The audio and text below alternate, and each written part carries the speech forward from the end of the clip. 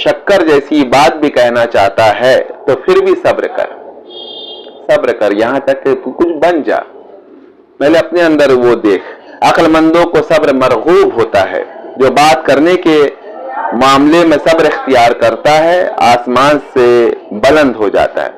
हमारे अंदर अभी क्या आ गया कि भाई बस दूसरों की इस्लाह की जो है वो उसमें हम लगे हुए हैं, बस दूसरा जो है वो उसमें ये खराबी उसको ये दूर कर दे, कर दे।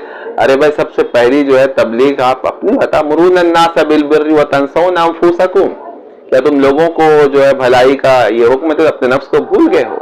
तो अपने नफ्स पर ध्यान दीजिए कि वो खुद कितने में मुब्तला है और कहां कहां आपको जो है वो गड्ढे में ढकेल रहा है और आप गिर भी रहे हैं, और कितनी बातिनी बीमारी जो है आपके अंदर, आपके सीने के अंदर जो है वो रचा बस। आपको अपनी बीमारी नजर नहीं आती, दूसरों की बीमारी से आप जो है मतलब वो परेशान नहीं। ऐसा नहीं, इंतजार कीजिए, सब्र कीजिए, यहां तक कि खुद जो है अपनी बीमारियों से आप जब दूर हो जाएं और एक मकाम शायद, इसका मतलब शेख के सामने जाकर पामाल हो जाए, तो जब ये मकाम तय हो जाए तो फिर खुद जो है अल्लाह ताला जो है वो देगा। तो फिर खुद देखिए मौलाना रूमी ने जब ये बात इस्लाह के बाद और इस्लाह नफ्स के बाद और एक मकाम पर पहुंचने के बाद कही है, तो कैसे उसका गलगला और कैसा अल्लाह ने उसको मकबूल बनाया मसनवी को।